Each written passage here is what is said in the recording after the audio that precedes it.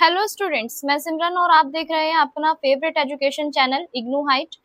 Students, exam सिर पर है और सिलेबस अभी तक कंप्लीट नहीं हुआ है और आप भी ये सोच रहे हैं कि कम टाइम में मैक्सिमम प्रिपरेशन कैसे की जाए। तो आज की वीडियो आप सभी के लिए एक गोल्डन अपॉर्चुनिटी लेकर आया है, क्योंकि इस वीडियो में मैं आपके लिए लेकर आई हूँ top 10 most important question with answer, जो आपके एग्जाम के लिए बहुत ज्यादा इंपॉर्टेंट रहने वाले हैं और जिनसे क्वेश्चन आने के जो चांसेस है वो काफी ज्यादा हाई है। स्टूडेंट्स, ये क्वेश्चन जो हमने सेलेक्ट करे हैं वो किसी भी गेस्ट पेपर वर्क पर बेस्ड नहीं है। इन्हें हमने previous year question paper, important topics, repeated question और एग्जाम ट्रेंड को एनालाइज करके ही सिलेक्ट किया है। अगर आप इस वीडियो को एंड तक देख लेंगे ध्यान से तो हो सकता है कि आपको कोई दूसरी वीडियो देखने की जरूरत ना पड़े। इसलिए वीडियो बिल्कुल भी स्किप मत करना, क्योंकि हर क्वेश्चन आपके एग्जाम में गेम चेंजर साबित हो सकता है। अगर आप चैनल पे फर्स्ट टाइम विजिट कर रहे हैं तो जल्दी से चैनल को सब्सक्राइब कर दीजिए और बेल आइकन को प्रेस कर दीजिए ताकि आने वाली इंपॉर्टेंट वीडियो की नोटिफिकेशन सबसे पहले आपको मिल जाए। और स्टूडेंट्स, आज की इस वीडियो में मैं आप सभी के लिए लेकर आई हूँ एक धमाकेदार गिव अवे। वीडियो के बीच में मैं आपसे इस सब्जेक्ट से रिलेटेड कुछ प्रश्न पूछूंगी। जो भी स्टूडेंट सबसे पहले उनका आंसर कमेंट सेक्शन में लिखेंगे, उनमें से हम सिलेक्ट करेंगे 3 लकी विनर्स को, जिनको हम इस सब्जेक्ट के नोट्स एकदम फ्री ऑफ कॉस्ट देंगे। विनर के नाम हम अपने टेलीग्राम और चैनल व्हाट्सएप चैनल पर हम अनाउंस करेंगे। तो इसलिए दोनों ही चैनल, हमारा व्हाट्सएप चैनल और टेलीग्राम चैनल के लिंक आपको डिस्क्रिप्शन में दिए गए हैं, तो जाके वहां से आप जल्दी से ज्वाइन कर लीजिए ताकि आप सबको पता चल पाए कि लकी विनर्स कौन है।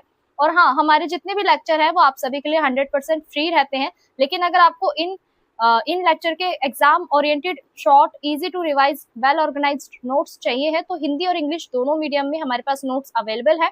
और सबसे बेस्ट बात यह है कि नोट्स की जो प्राइस है वो यहाँ पे ओनली 35 रुपीज रखी गई है ताकि हर स्टूडेंट अफोर्ड कर सके। डिस्क्रिप्शन में दिए गए व्हाट्सएप नंबर पर आप हमें कांटेक्ट करके नोट्स को इंस्टेंटली परचेज कर सकते हैं। तो बिना किसी देरी के चलिए स्टार्ट करते हैं आज की वीडियो को, जिसके अंदर हम डिस्कस करने वाले हैं पेपर कोड BPAG 173 यानी इलेक्ट्रॉनिक शासन। तो स्टूडेंट्स, ये जो रहने वाला है यहाँ पे, ये जो top 10 most important question answer रहने वाले हैं वो आपके एग्जाम में, आपके एग्जाम को जो स्कोर जो है आपके एग्जाम का उसको नेक्स्ट लेवल तक ले जा सकते हैं। तो रेडी स्टूडेंट्स, चलिए स्टार्ट करते हैं। तो यहाँ पे जो हमारा फर्स्ट क्वेश्चन रहने वाला है स्टूडेंट्स वो ये है कि शासन में सूचना और संचार प्रौद्योगिकी को क्रियान्वित करने वाले मुद्दे और चुनौतियों की विवेचना कीजिए। वहीं ये प्रश्न आपसे इस तरीके से भी पूछा जा सकता है कि शासन में सूचना एवं संचार प्रौद्योगिकी के कार्यान्वयन में मुद्दे और चुनौतियों का प्रशिक्षण कीजिए। तो देखो यहाँ पे हमें दोनों में ही क्या बताना है, शासन में जो आपकी जो ICT जो है उसकी क्या भूमिका है इसको बताना है बेसिकली, यानी आपका सूचना एवं संचार प्रौद्योगिकी के बारे में हमें यहाँ पे बताना है। तो अगर हम इसे छोटे से एक इंट्रो के साथ समझे तो यहाँ पे स्टूडेंट्स हमें इंट्रो में दिया गया है कि जो आपकी सूचना एवं संचार प्रौद्योगिकी है, यानी आपका ICT जो है, इंफॉर्मेशन एंड कम्युनिकेशन टेक्नोलॉजी यानी ICT ने शासन प्रणाली में महत्वपूर्ण परिवर्तन किए हैं। इसके माध्यम से जो आपका प्रशासन है वो और भी ज्यादा अधिक पारदर्शी बना है, उत्तरदायी बना है, नागरिक केंद्रित बना है। तो ई-गवर्नेंस के द्वारा ना, जितनी भी आपकी गवर्नमेंट्स के द्वारा जितनी भी सर्विसेज निकाली जाती हैं, सरकारी सेवाएं जो निकाली जाती हैं, अब उनको जितने भी आपके लोग हैं, चाहे वो आपके ग्रामीण स्तर पर हो चाहे शहरी स्तर पर हो, वो घर बैठे ही ऑनलाइन उपलब्ध कराया जा रहा है। जितनी भी सरकारी सेवाएं हैं आपकी, वो किसके द्वारा उपलब्ध कराई जा रही है? ई-गवर्नेंस के द्वारा अप्लाई कराई जा रही है। फॉर एग्जाम्पल, जैसे अब आप अपने घर बैठे ही अपना आधार कार्ड जो है वो ऑनलाइन अप्लाई कर सकते हैं, आवेदन कर सकते हैं। ठीक है, तो ई-गवर्नेंस ने, यानी ICT जो है, ICT का ही ई-गवर्नेंस जो है एक पार्ट है और इसकी वजह से जितनी भी आपकी सरकारी सेवाएं हैं, सुविधाएं हैं, उसको यहाँ पे लोगों तक पहुंचाना आसान हो गया है। लोग घर बैठे ही सारी ऑनलाइन सेवा को उपलब्ध यहाँ पे कर सकते हैं। इसी के साथ हम बात करते हैं ICT के अंदर आपको लाभ तो मिले हैं, लेकिन फिर भी इसको सफल क्रिया बनाने के लिए ना इसके सामने कुछ ऐसी चुनौतियां हैं, समस्याएं हैं जो हमें देखने को मिलती है। तो सुशासन के अंदर आपकी कौन कौन सी चुनौतियां हैं हमें ये देखने को मिलती हैं, चलिए समझते हैं। तो देखो यहाँ पे हमारा जो प्रश्न का जो मुख्य भाग है आंसर का, उसके अंदर सबसे पहला पॉइंट हमारा क्या दिया हुआ है? डिजिटल विभाजन, यानी आपका डिजिटल डिवाइस की समस्या हमें देखने को मिलती है। यानी शासन में ICT के जो प्रभाव है उसके सामने सबसे बड़ी चुनौती क्या है? डिजिटल विभाजन। क्यों है? क्योंकि ग्रामीण और शहरी क्षेत्रों के बीच में ना जितनी भी आपकी तकनीकी सुविधाएं हैं, इंटरनेट की उपलब्धता है, इन सब के अंदर बहुत ज्यादा अंतर पाया जा रहा है। कई ऐसे नागरिक हैं जिनके पास डिजिटल उपकरण तो है लेकिन इंटरनेट जो सेवाएं हैं उन तक वो नहीं पहुंच पाती है। ठीक है, तो इसी के कारण क्या हो रहा है कि जो आपकी ई गवर्नेंस है ना, जितनी भी ई गवर्नेंस के द्वारा जितनी भी आपकी सेवाएं निकाली जा रही हैं, लोग उनका पूरी तरीके से लाभ नहीं उठा पा रहे हैं। वहीं अगर हम ग्रामीण क्षेत्रों में बात करें तो डिजिटल विभाजन हमें वहां पे भी देखने को मिलता है। किस तरीके से देखने को मिलता है, क्योंकि आज के समय में कई गांव ऐसे हैं आपके जहाँ पे अभी तक इंटरनेट के जो टावर हैं वो भी हमें उनमें भी समस्या देखने को मिलती है। कई ऐसे गांव हैं जहाँ पे अभी तक भी जो आपके इंटरनेट जो है वो पूर्ण रूप से सुचारू रूप से वहां पे नहीं चल पाता है। तो डिजिटल विभाजन भी क्या है, आईसीटी के सामने एक बहुत बड़ी समस्या है। वहीं सेकंड पॉइंट की बात करें तो तकनीकी अवसंरचना की कमी। तो आईसीटी आधारित सेवाओं के लिए मजबूत तकनीकी अवसंरचना जरूरी होती है। क्यों होती है, क्योंकि कई क्षेत्रों में ना आपका internet connectivity, computer network, digital संसाधनों का अभाव यहाँ पे पाया जाता है। इसलिए विशेषकर जो आपके दूर स्थित जो ग्रामीण क्षेत्र है ना, वहां पे ये समस्या हमें सबसे ज्यादा देखने को मिलती है। और तकनीकी अवसंरचना की कमी के कारण ना जितने भी आपकी ऑनलाइन सेवाएं होती है इनका संचालन भी यहाँ पे प्रभावित होता है। तो इससे आपके जितने भी नागरिक होते हैं ना उन्हें अपेक्षित लाभ यहाँ पे नहीं मिल पाता। तो तकनीकी अवसंरचना की कमी से भी यहाँ पे हमारे सामने एक आईसीटी के लिए क्या है, एक बहुत बड़ी चुनौती है। वही बात करें साइबर सुरक्षा और चुनौती, देखो साइबर सुरक्षा और चुनौती की बात करें तो ई गवर्नेंस में ना बड़ी मात्रा में उनके पास क्या होता है, नागरिकों का एक जो डेटा होता है ना वो संग्रहित होता है। तो ऐसे मामलों में जितने भी आपके साइबर हमले होते हैं ना, जैसे डेटा चोरी होना, हैकिंग होना, वेबसाइट क्रैश होना, ये जितनी भी आपकी समस्याएं है ना वो हमें देखने को मिलती है। तो अगर डिजिटल सिस्टम के अंदर अगर आपकी सुरक्षा नहीं है तो जितनी भी आपकी गोपनीय जानकारी है ना उनका मिसयूज यहाँ पे होने की संभावना बढ़ जाती है। इसलिए साइबर सुरक्षा भी जो है ना, साइबर सुरक्षा को मजबूत बनाना भी ये क्या है, आईसीटी के सामने एक प्रमुख चुनौती है। वहीं अगर हम बात करें प्रशिक्षण और कौशल के अभाव की, यानी ट्रेनिंग और आपका स्किल्स के अभाव के कारण भी देखो कई ऐसे कर्मचारी होते हैं जो अपने पुराने तरीके से ही काम करना पसंद करते हैं। तो आईसीटी पे आधारित जो आपकी शासन व्यवस्था है ना, इसको चलाने के लिए कर्मचारियों के अंदर ना तकनीकी प्रशिक्षण की आवश्यकता होती है, यानी उन्हें ट्रेनिंग देनी जरूरी होती है। जितनी भी टेक्नोलॉजी से रिलेटेड आपकी ट्रेनिंग है उन्हें देना बहुत ज्यादा जरूरी होता है। क्यों जरूरी होता है कि जितने भी आपके कर्मचारी है ना वो पहले के समय से क्या करते आ रहे हैं, आपके पारंपरिक रूप से कार्य करते हुए आ रहे हैं। पारंपरिक रूप यानी अपने ट्रेडिशनल मेथड्स को वो फॉलो कर रहे हैं। और कई बार ना कई ऐसे कर्मचारी होते हैं जो कंफर्ट नहीं होते डिजिटल तकनीकों का उपयोग करने में, ठीक है, जिसकी वजह से उनकी जो डिजिटल कौशल है इसमें भी कमी देखने को मिलती है। तो इसके कारण क्या होता है कि जितनी भी आपकी नई तकनीकों का जो प्रभाव है वो उपयोगी सिद्ध नहीं हो पाता है। तो इसलिए उचित प्रशिक्षण के अभाव में सेवाओं का गुणवत्ताओं का प्रभावित होना भी क्या है, आईसीटी के सामने एक चुनौतियां है। वहीं बात करें वित्तीय संसाधनों की कमी, या हम कह सकते हैं वित्तीय संसाधनों की समस्या, तो आईसीटी के सामने जितने भी आपके प्रोजेक्ट्स होते हैं ना, जितनी भी परियोजनाएं होती हैं, उन्हें लागू करने के लिए, उन्हें बनाए रखने के लिए आपके पास रिसोर्सेज होना बहुत ज्यादा जरूरी होता है, जिसमें से आपका एक है वित्तीय संसाधनों की आवश्यकता। तो तकनीकी उपकरणों को खरीदना, जैसे आपके सॉफ्टवेयर हैं, ठीक है, नेटवर्क अवसंरचनाएं, इन सब के ऊपर ना एक भारी खर्चा आता है। तो कई बार क्या होता है, बजट के कारण ना परियोजनाएं आपकी विस्तार रूप से नहीं प्रभावी बन पाती हैं। तो इसलिए ई गवर्नेंस के जितने भी आपके प्रोग्राम्स होते हैं वो कम प्रभावशाली हो सकते हैं। तो इसलिए आपका वित्तीय प्रबंधन यानी आपका इकोनॉमिकल मैनेजमेंट जो होता है, फाइनेंशियली मैनेजमेंट, यहाँ पे बहुत महत्वपूर्ण चुनौती जो है आईसीटी के सामने हमें देखने को मिलती है। वहीं बात करें 6 पॉइंट की समन्वय और एकीकरण की समस्या, यानी कोऑर्डिनेशन और यहाँ पे एकीकरण की समस्या की बात करें तो कई ऐसे आपके सरकारी विभाग है, अलग अलग ऐसे डिपार्टमेंट है जहाँ पे जो आपकी इंफॉर्मेशन सिस्टम जो है ना वो अलग अलग विभाग जो है वो इंफॉर्मेशन सिस्टम का कार्य करती है। जैसे आपकी अलग अलग सिस्टम के अनुसार आपका जो भी डेटा होता है उसको स्थापित करना होता है, शेयर करना होता है। इन सारी चीजों में क्या होती है, कठिनाइयां हमें देखने को मिलती है। तो प्रशासनिक कार्यों की जो गति होती है ना उसकी दक्षता भी यहाँ पे प्रभावित होती है। इसलिए आपका एकीकृत डिजिटल व्यवस्था का अभाव सेवाओं की गुणवत्ता को कम कर सकता है। अब हम आगे बढ़ते हैं। अगली जो चुनौती है यहाँ पे आईसीटी के सामने वो ये है कि कानूनी एवं नीतिगत चुनौतियां।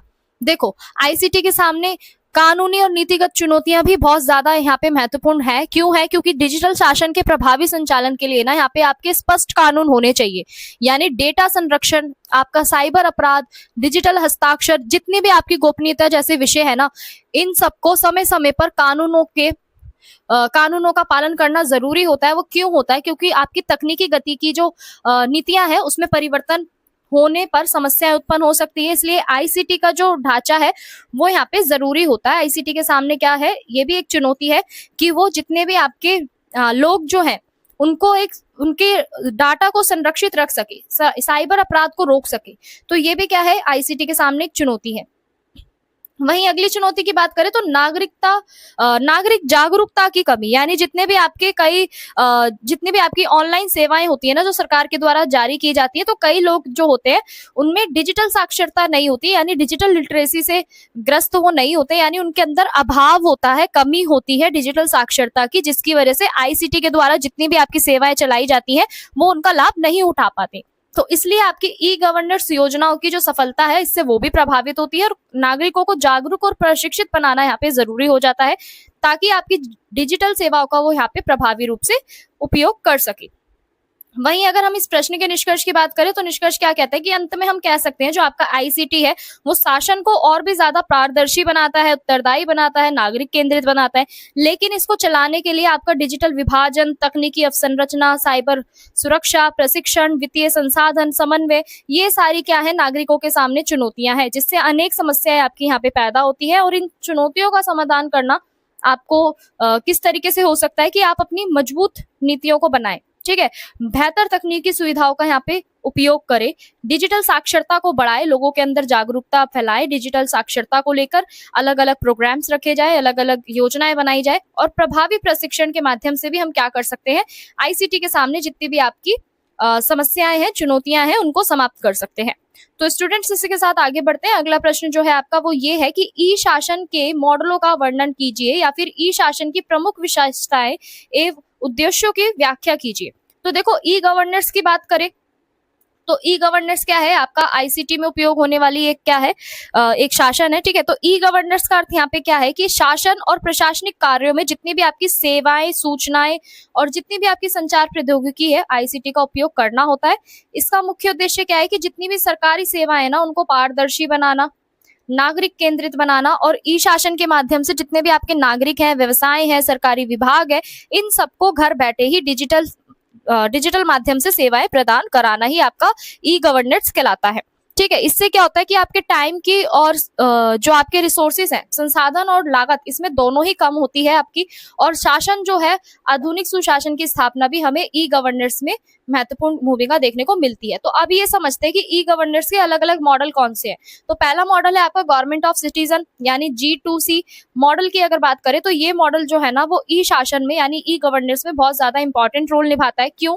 क्योंकि इसमें ना सरकार सीधा नागरिक को ऑनलाइन सेवाएं प्रदान करती है, जैसा आपका जन्म प्रमाण पत्र है, ठीक है, मृत्यु प्रमाण पत्र है, आय प्रमाण पत्र है, ये सारी जितनी भी आपकी सरकारी योजनाएं हैं, विभिन्न सरकारी योजनाओं की जानकारी इसी मॉडल के अंतर्गत हमें देखने को मिलती है, और इससे नागरिकों की जो सरकारी कार्यों में बार बार चक्कर लगाने की जो समस्याएं हैं वो भी यहाँ पे समाप्त होती है। तो ये मॉडल क्या कर रहा है, आपकी सेवाओं को सरल बना रहा है और तेज बना रहा है और सुलभ बना रहा है। वहीं अगर हम बात करें सेकंड मॉडल की, तो सेकंड मॉडल आपका क्या है कि गवर्नमेंट ऑफ गवर्नमेंट यानी G2G मॉडल। इस मॉडल के अंदर जितनी भी आपके सरकारी विभाग होते हैं ना, जितनी भी एजेंसियां होती हैं, उनके बीच में क्या होता है, जितनी भी आपकी सूचनाएं होती हैं, सेवाएं होती हैं, इनको एक्सचेंज करा जाता है, आदान प्रदान इनका किया जाता है। इससे आपके जितने भी प्रशासनिक कार्य है उनके अंदर एक कोऑर्डिनेशन होता है, ठीक है, समन्वय बढ़ता है और उनकी दक्षता बढ़ती है।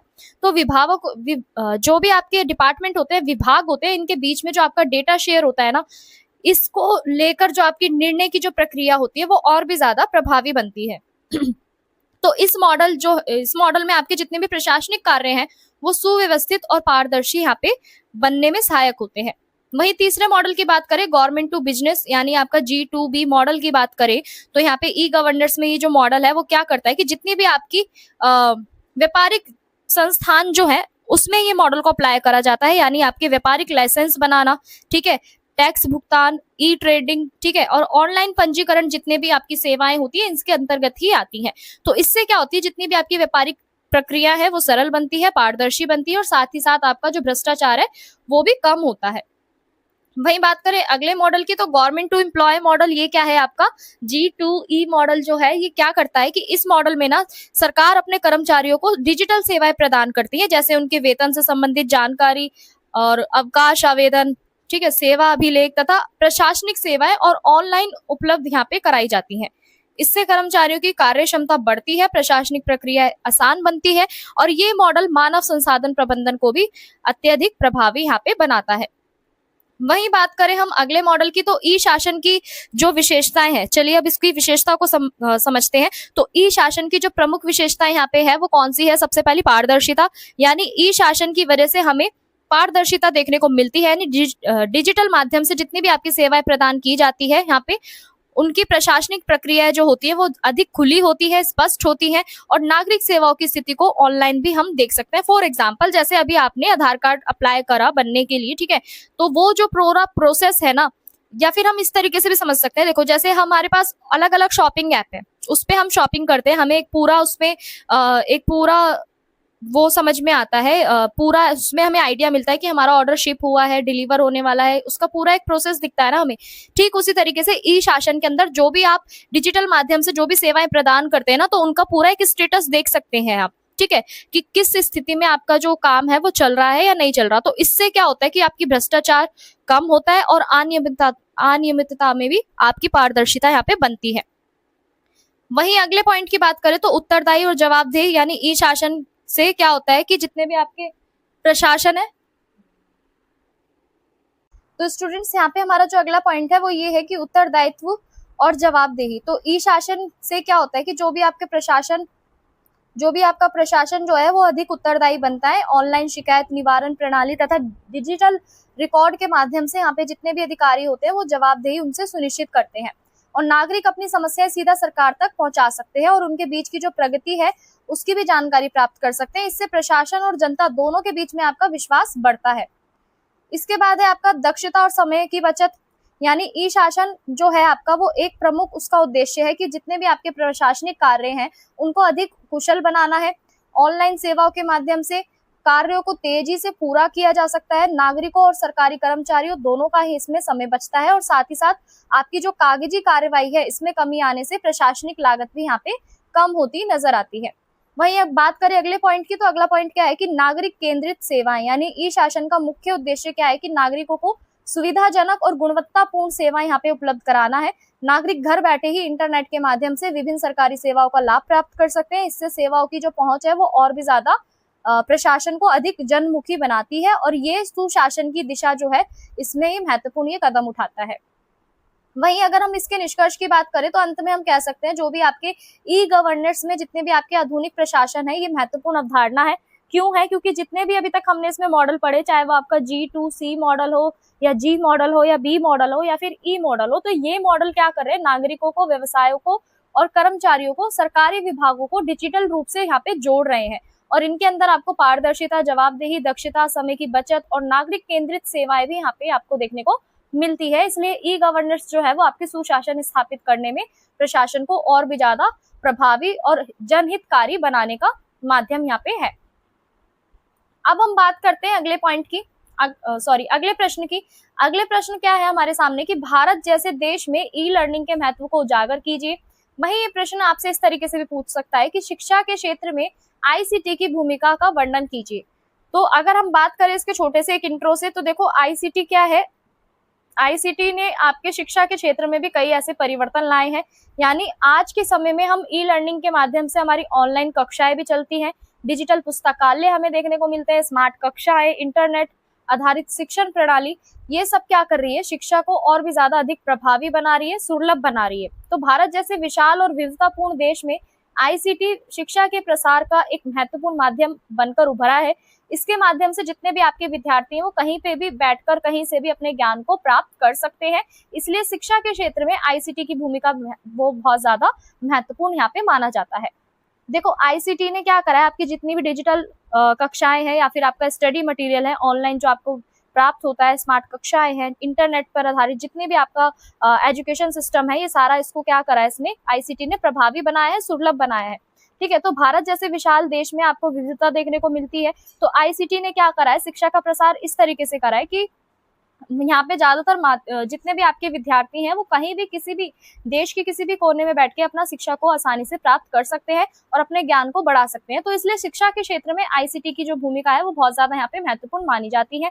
अब इसको थोड़ा डिटेल में समझते हैं। शिक्षा को सुलभ बनाना आईसीटी का प्रमुख उद्देश्य यहाँ पे रहा है, यानी शिक्षा के अंदर आपकी जितनी भी सुलभ चीजें हैं, व्यापक बनाना है शिक्षा को, यानी इंटरनेट के माध्यम से विद्यार्थी अपने किसी भी स्थान पर बैठ के अपने चैप्टर को, अपनी स्टडी को पूरा कर सकते हैं, चाहे वो दूर दराज के क्षेत्र हो। दूर दराज वाले क्षेत्रों में रहने वाले जितने भी आपके छात्र हैं, उनको भी यहाँ पे गुणवत्तापूर्ण शिक्षा जो है वो मिल सकती है। तो इससे क्या हुआ है कि भारत के अंदर जितने भी आपके बड़े बड़े जो देश है, उनमें शिक्षा का जो विशेष रूप है यहाँ पे बहुत ज्यादा हमें महत्वपूर्ण होता हुआ दिखा है।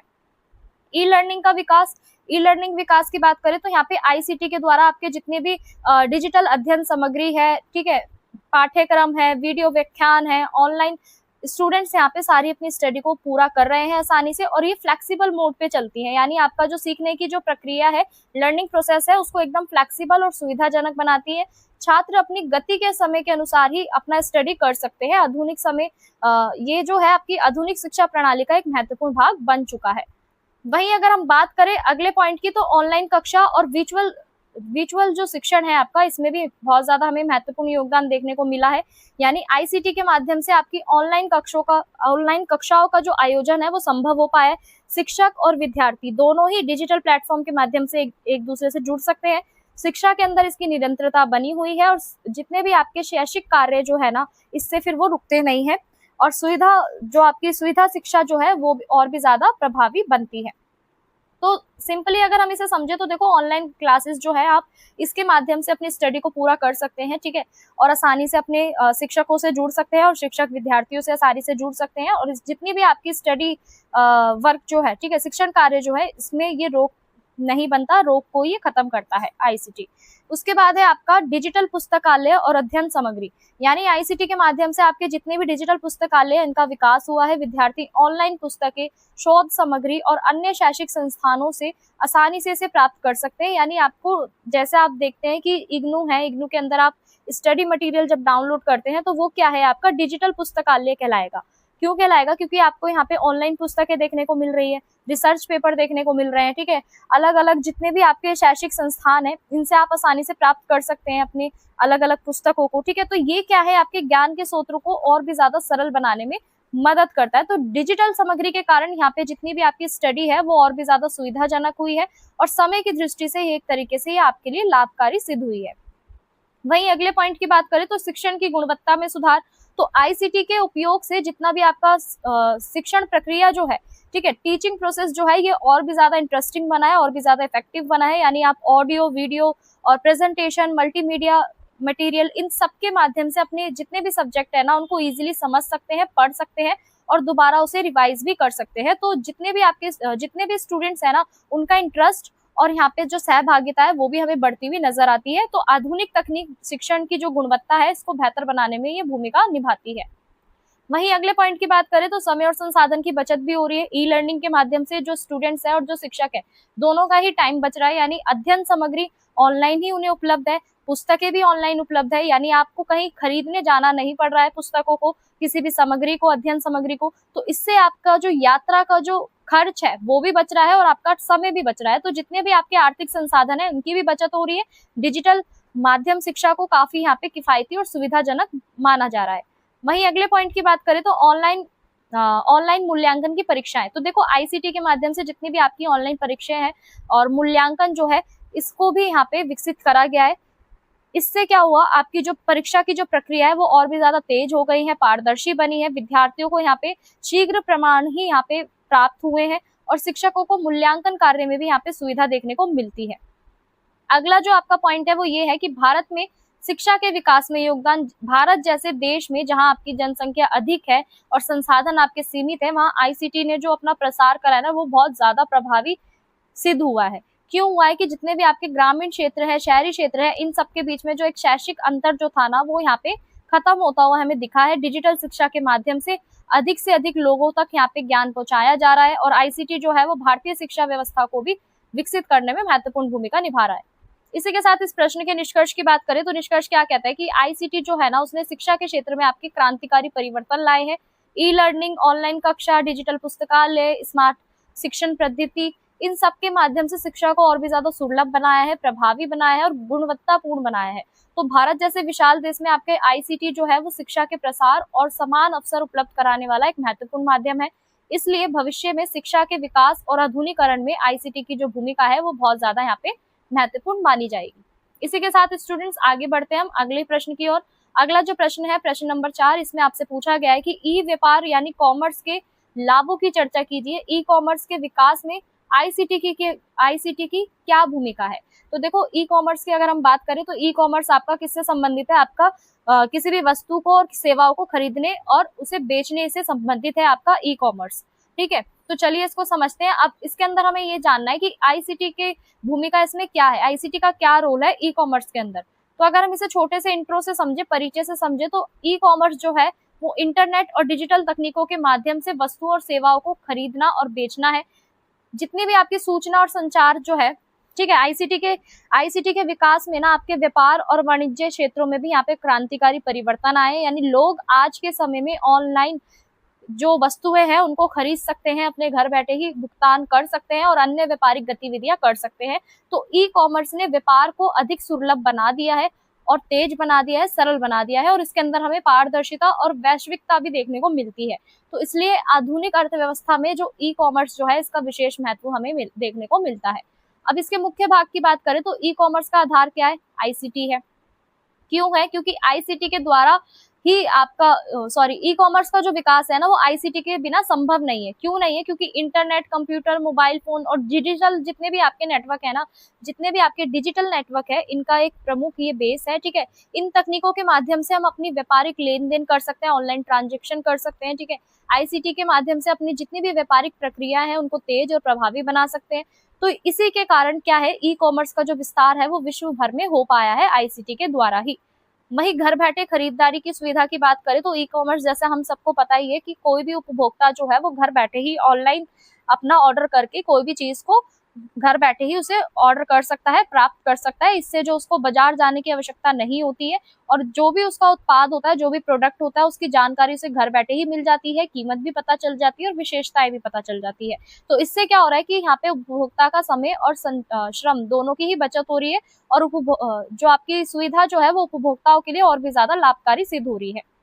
वहीं अगर अगले पॉइंट की बात करें तो समय और लागत की बचत, यानी ई कॉमर्स के माध्यम से जो भी आप खरीदारी कर रहे हैं उसकी जो पूरी प्रक्रिया है वो बहुत तेज हो गई है। व्यापारियों और ग्राहकों दोनों का समय यहाँ पे जो है वो बचता है।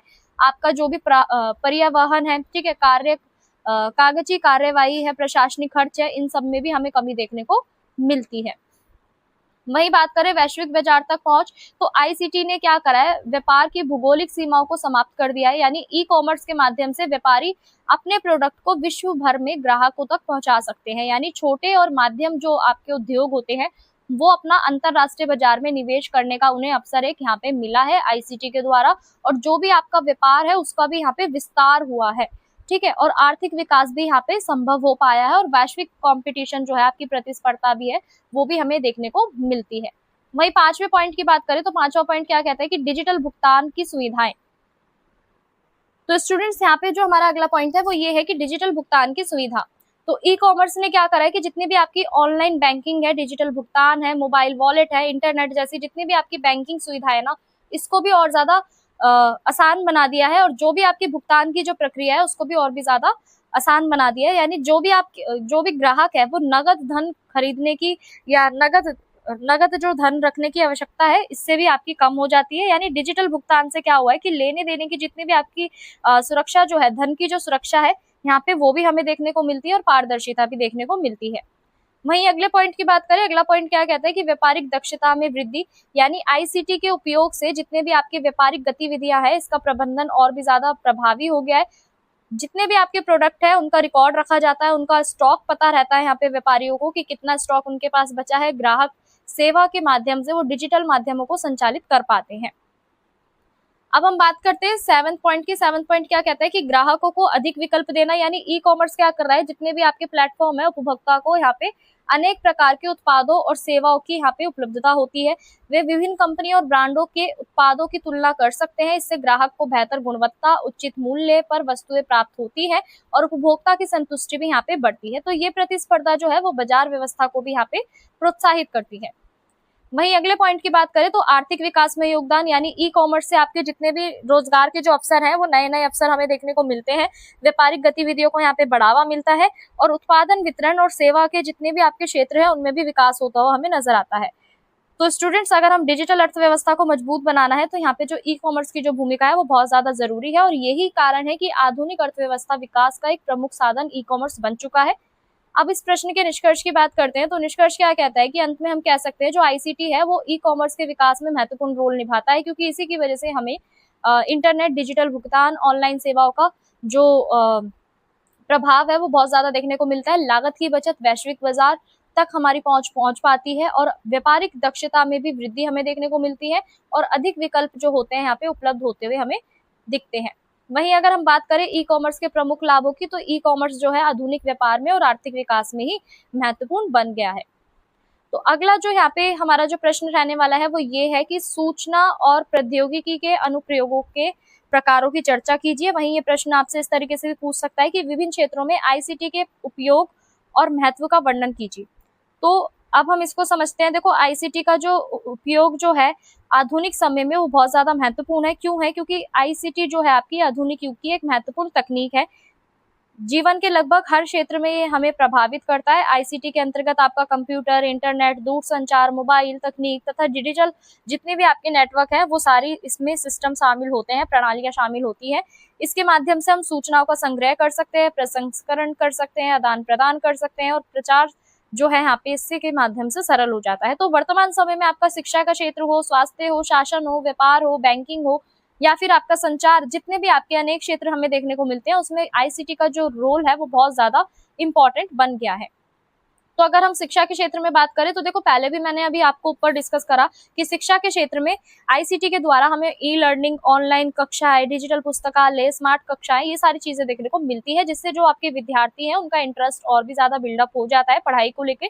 तो जितने भी आपके विद्यार्थी हैं वो इंटरनेट के माध्यम से कहीं से भी कभी भी अपनी शिक्षा को प्राप्त कर सकते हैं। जैसे अभी आप लोग क्या कर रहे हैं, मेरी वीडियो को देख के पढ़ रहे हैं, समझ रहे हैं, तो ये क्या है, आईसीटी के द्वारा ही संभव हो पाया है। तो इससे क्या हो रही है कि आपकी जो शिक्षा की जो गुणवत्ता है ना वो पहुंचने में उसमें वृद्धि हो रही है। ठीक है, अब हम बात करते हैं अगले पॉइंट की।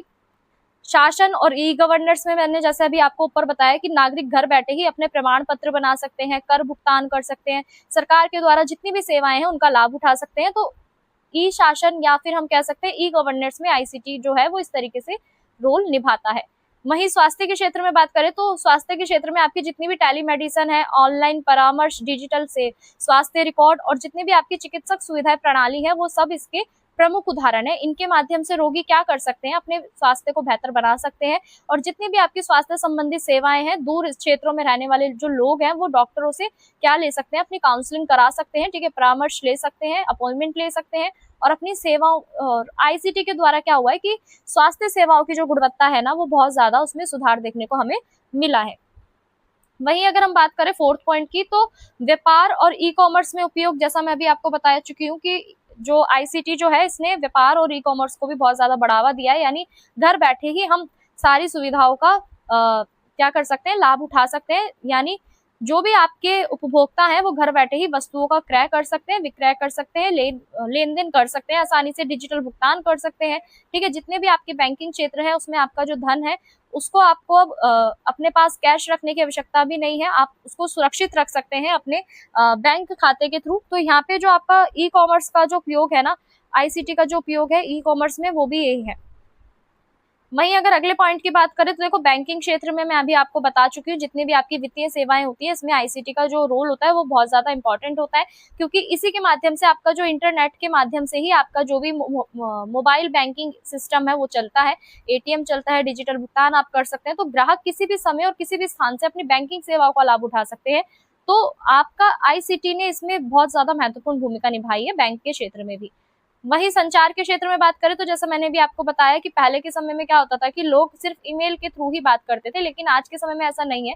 यहाँ पे video conferencing, chat, social media, mobile संचार से लोग तुरंत ही एक दूसरे से संपर्क कर पाते हैं, जुड़ पाते हैं और सूचनाओं का आदान प्रदान कर पाते हैं। आईसीटी के द्वारा हमारी जितनी भी सूचनाएं हैं, जितना भी संचार का जो क्षेत्र है वो भी यहाँ पे आपको सरल होता हुआ देखने को मिला है। कृषि के क्षेत्र में बात करें तो पहले के समय में क्या होता था कि किसानों को नहीं पता लग पाता था कि आने वाला जो मौसम है वो कैसा रहने वाला है और कौन कौन सी आपकी उन्नत तकनीकें जो है वो कृषि को उन्नत बनाती हैं। तो अब क्या हो रहा है, आईसीटी के द्वारा ना किसान को पहले ही मौसम का अनुमान यहाँ पे लग जाता है, उसे बाजार का मूल्य भी पता लग जाता है कि किस तरीके से आपकी जो कौन सी फसल है वो कितने में बेची जा रही है। तो जितनी भी आपकी तकनीकें हैं ना वो सरकारी योजनाओं के द्वारा यहाँ पे जानकारी प्रदान करती है किसानों को मोबाइल ऐप के थ्रू, ठीक है। ऑनलाइन पोर्टल के माध्यम से किसान अपनी जितनी भी आवश्यक सूचनाएं हैं उन्हें प्राप्त कर पाते हैं। इससे आपकी जो कृषि उत्पादन जो है उसमें भी ज्यादा वृद्धि हमें होती हुई दिखती है। तो आईसीटी ने क्या करा है कि खेती के विकास के साथ साथ आपका जो ग्रामीण सशक्तिकरण है, ग्रामीण सशक्तिकरण को भी यहाँ पे महत्वपूर्ण साधन बनाया है। अब हम बात करते हैं आईसीटी का समग्र महत्व, यानी होलिस्टिक जो आपका इम्पोर्टेंस है वो क्या है आईसीटी की। तो देखो आईसीटी ने अलग अलग क्षेत्रों में अपनी गति को दिखाया, दक्षता को बताया है, पारदर्शिता को बताया है। इससे क्या हो रहा है, आपका समय और लागत दोनों की बचत हो रही है, सेवाओं की गुणवत्ता में सुधार होता हुआ दिख रहा है, ज्ञान आधारित समाज और डिजिटल अर्थव्यवस्थाओं के निर्माण में भी यहाँ पे महत्वपूर्ण भूमिका निभाती हुई दिख रही है, ठीक है। तो आधुनिक विकास और सुशासन की स्थापना भी यहाँ पे आईसीटी के द्वारा हमें देखने को मिली है। वहीं अगर हम बात करें निष्कर्ष की, तो निष्कर्ष क्या कहता है, आईसीटी जो है ना वो अलग अलग क्षेत्रों में आपके उसने क्या करे हैं, क्रांतिकारी परिवर्तन लेकर आया है और इसी के उपयोग के वजह से हम जितनी भी सेवाएं अभी उठा रहे हैं वो अधिक सुलभ बनी पाई है, ठीक है, प्रभावी बन पाई है, पारदर्शी बन पाई है। आईसीटी केवल आपका आर्थिक और सामाजिक विकास को ही गति प्रदान करता है, ठीक है, यानी आपका सिर्फ आर्थिक विकास को ही गति नहीं प्रदान करता बल्कि ये सामाजिक विकास को भी गति प्रदान करता है। इसलिए आपका डिजिटल समाज के निर्माण में ये दोनों में ही महत्वपूर्ण भूमिका निभाता है।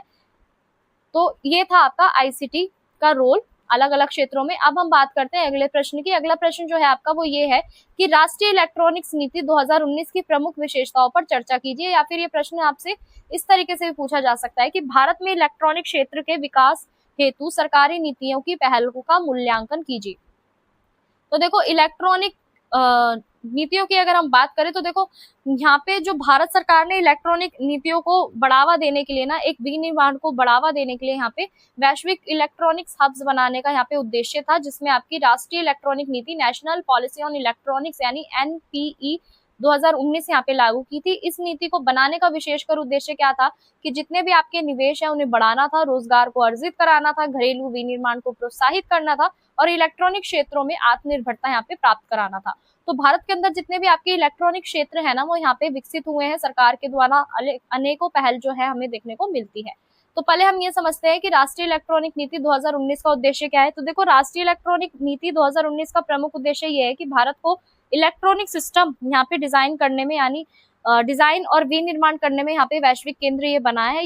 ये जो नीति है आपकी घरेलू उत्पादन को बढ़ाने और आयात पर निर्भरता कम करने पर जोर देती है। इसके माध्यम से आपका जो इलेक्ट्रॉनिक उद्योग है इसका निवेश और नवाचार को भी यहाँ पे प्रोत्साहन दिया गया है। वही बात करें घरेलू विनिर्माण को बढ़ावा देना, यानी जितनी भी आपकी जो ये नीति थी इसके अंदर जितने भी आपके इलेक्ट्रॉनिक उत्पाद थे ना, घरेलू निर्माण में इसको प्रोत्साहित करा गया। सरकार का उद्देश्य क्या था कि मोबाइल फोन, सेमीकंडक्टर, उपभोक्ता इलेक्ट्रॉनिक और अन्य उपकरणों से यहाँ पे उत्पादन को बढ़ाना था और घरेलू उत्पादन बढ़ाने से जो आपकी आयात है उस वो भी निर्भरता जो है यहाँ पे कम हुई है। ये जो है आत्मनिर्भर भारत की दिशा को आत्मनिर्भर भारत की दिशा में एक महत्वपूर्ण इसने कदम उठाया है। वहीं अगर हम बात करें अगले पॉइंट की, निवेश आकर्षित करने में पहल, यानी राष्ट्रीय इलेक्ट्रॉनिक नीति विदेशी और घरेलू निवेश को आकर्षित करने में विशेष बल देती है। इसके लिए उद्योगों को अनुकूलन वातावरण बनाना, प्रोत्साहन योजनाएं और आवश्यक सुविधाएं प्रदान की जाती है। निवेश बढ़ाने से जो आपके नए उद्योग जो हैं वो स्थापित हुए हैं, क्षमता जो है आपकी उत्पादन क्षमता इसमें भी वृद्धि हुई है और जितने भी आपके इलेक्ट्रॉनिक क्षेत्र में निवेश जो है वो रोजगार सृजन का भी एक महत्वपूर्ण यहाँ पे साधन बने हैं। वही बात करें रोजगार सृजन पे बल, तो यहाँ पे जितने भी आपके इलेक्ट्रॉनिक उद्योग हैं चाहे वो आपके श्रम प्रधान वाले क्षेत्र में इनको माना जाता है। नीति का इसका सबसे बड़ा उद्देश्य क्या था कि प्रत्यक्ष और अप्रत्यक्ष रोजगार के अवसर जो है वो उपलब्ध कराना, यानी विनिर्माण की जितनी भी आपकी इकाइयां हैं उनको युवाओं तक नए नए रोजगार पहुंचाना, कौशल विकास कार्यक्रम के माध्यम से इनका कार्यबल को प्रशिक्षित भी करना और इससे आपकी देश की जो मानव संसाधन क्षमता है वो भी मजबूत होती है। इसी तरीके से आपका ये अनुसंधान और नवाचार को प्रोत्साहित करता है, यानी स्वदेशी समाधान तैयार करने पे विशेष बल देता है, नई नई तकनीकों को साझा करता है और भारत की जितनी भी तकनीकी क्षमता है उसको भी मजबूत करने में सहायक होता है। वही बात करें डिजिटल इंडिया और मेक इन इंडिया के संबंध की, तो देखो यहाँ पे ये जो नीति है ना वो भारत सरकार की डिजिटल इंडिया और मेक इन इंडिया जैसी पहलों के अनुरूप ही है।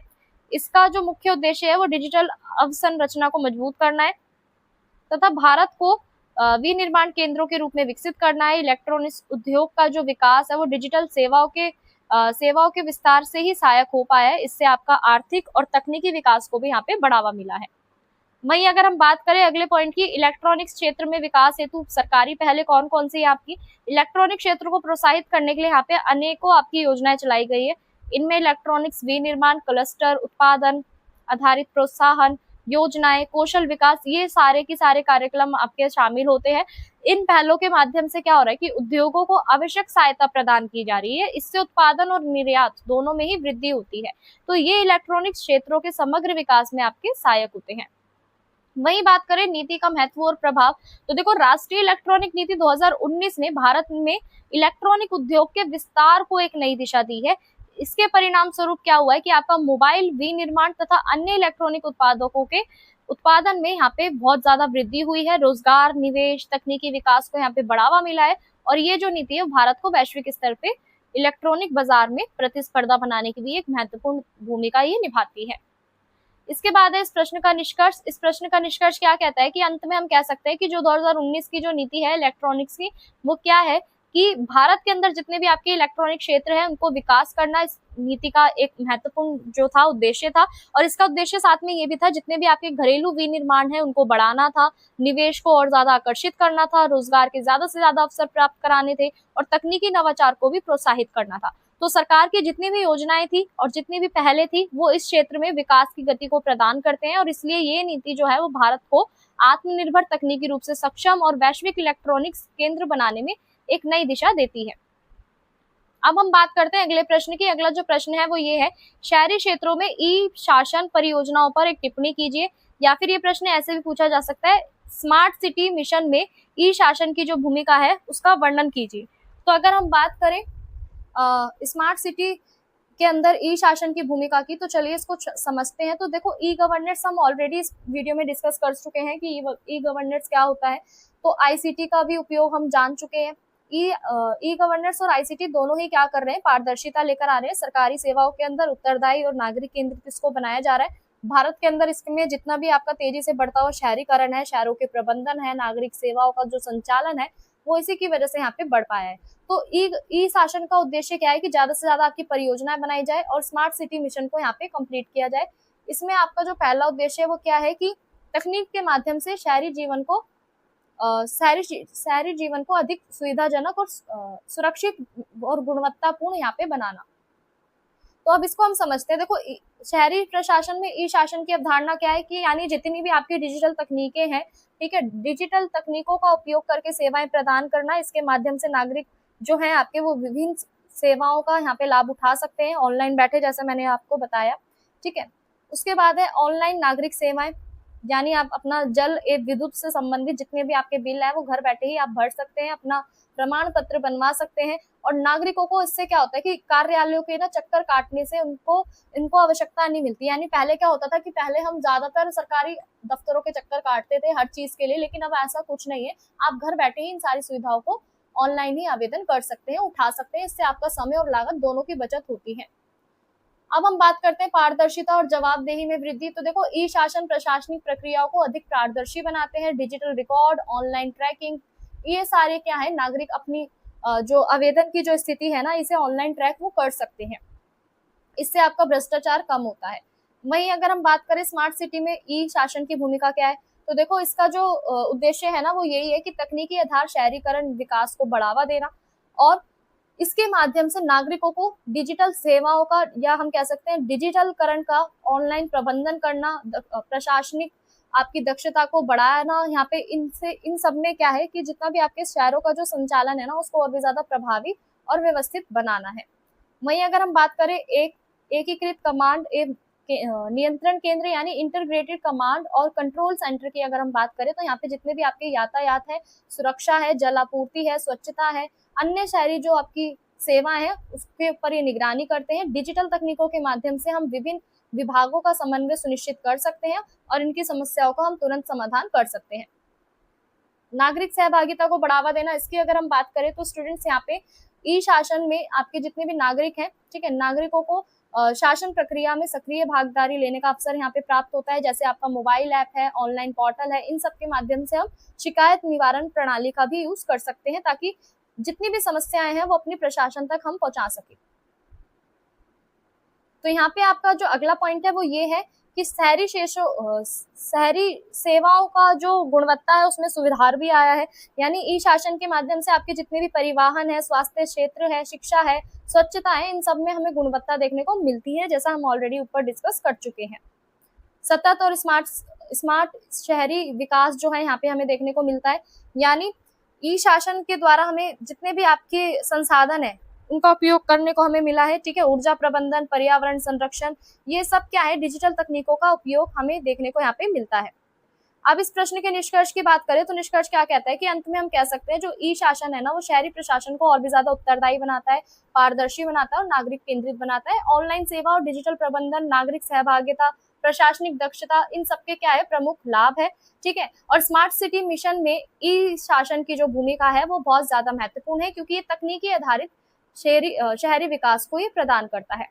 अब हम आगे बढ़ते हैं। अगला प्रश्न जो है आपका वो ये है कि डिजिटल इंडिया कार्यक्रम की विशेषताएं बतानी है और डिजिटल इंडिया कार्यक्रम के जो प्रशासनिक प्रभाव है उनका भी मूल्यांकन करना है। तो देखो, अगर डिजिटल इंडिया कार्यक्रम की बात करें तो इसका शुभारंभ 2015 में किया गया था सरकार के द्वारा। इसका उद्देश्य क्या था कि डिजिटल रूप से समाज को ज्ञान आधारित अर्थव्यवस्था देना, और इस कार्य के माध्यम से आपकी जितनी भी आईसीटी का जो उपयोग है वो बढ़कर सरकारी सेवाओं को अधिक से अधिक सुलभ यहाँ पे लाभ पहुंचाया जाए, पारदर्शी बनाया जाए। तो इसलिए आपका डिजिटल प्रशासन, शिक्षा जो है वो स्वास्थ्य, बैंकिंग और संचार के जैसे जितने भी आपके अनेक क्षेत्र हैं, इसमें इन्होंने महत्वपूर्ण परिवर्तन करे हैं।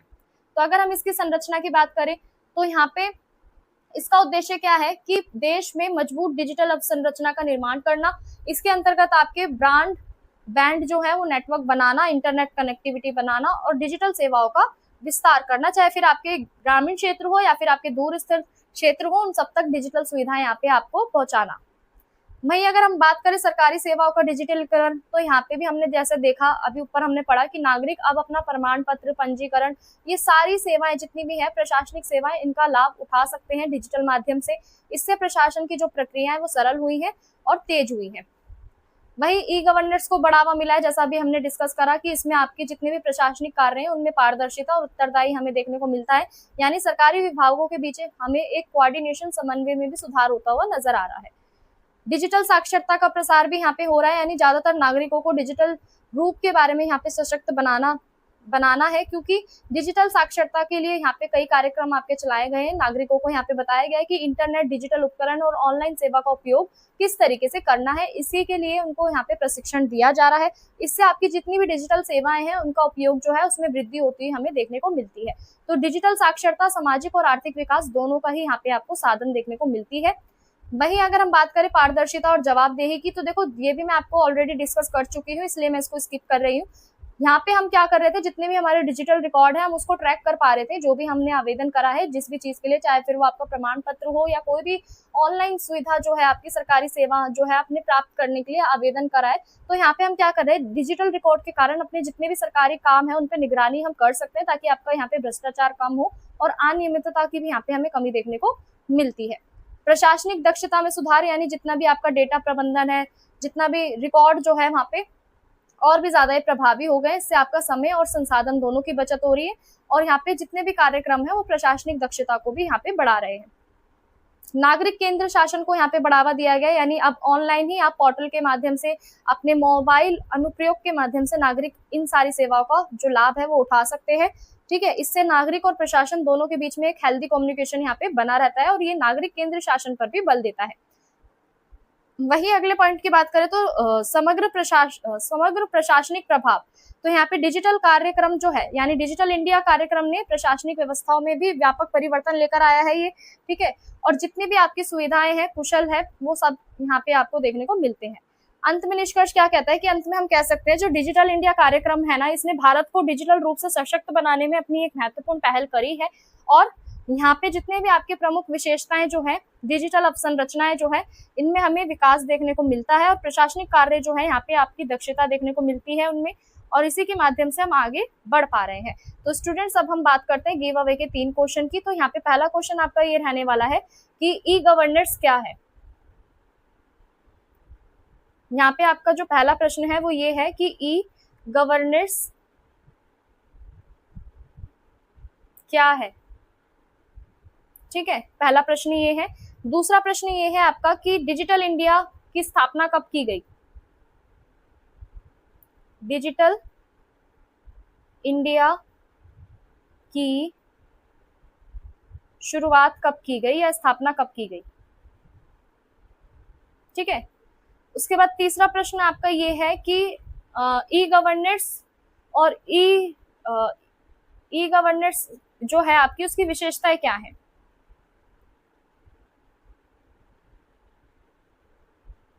ई गवर्नेंस की विशेषताएं क्या है।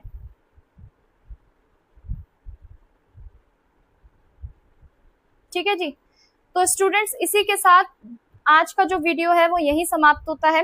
तो स्टूडेंट्स ये थे आपके top 10 most important question with answer. अगर आपने इन सभी क्वेश्चन को अच्छे से समझ लिया होगा, पढ़ लिया होगा, तो एग्जाम में आपका जो कॉन्फिडेंस है वो डेफिनेटली काफी बढ़ने वाला है। मुझे उम्मीद है कि आप लोगों को ये वीडियो हेल्पफुल लगी होगी। अगर वीडियो हेल्पफुल लगी हो तो वीडियो को लाइक, शेयर एंड सब्सक्राइब करना ना भूलें और चैनल को जरूर सब्सक्राइब कीजिएगा ताकि आने वाले सभी वीडियो के नोटिफिकेशन आपको टाइम पर मिल जाए। और स्टूडेंट्स गिव अवे के लिए अपने आंसर कमेंट सेक्शन में जरूर लिखिएगा। हो सकता है अगले फ्री नोट्स विनर आप ही हो। व्हाट्सअप एंड हमारा जो व्हाट्सअप और जो टेलीग्राम चैनल है इसको भी ज्वाइन कर लीजिएगा ताकि आपको पता चल जाए कि हमारे जितनी भी एग्जाम की जो अपडेट है वो हमारी व्हाट्सअप और टेलीग्राम चैनल पर आपको देखने को मिलती है। तो इसलिए इनको जरूर से ज्वाइन कर लीजिएगा। और गिव अवे के विनर्स भी आपको यहीं पर ही गिव अवे के विनर्स की भी इंफॉर्मेशन आपको सबसे पहले यहीं पर ही मिलेगी। तो मिलते हैं अगली वीडियो में। तब तक के लिए आप सभी पढ़ते रहिए, कीप ग्रोइंग, कीप लर्निंग और अपने एग्जाम में फुल कॉन्फिडेंस के साथ परफॉर्म कीजिए। Thank you so much for watching.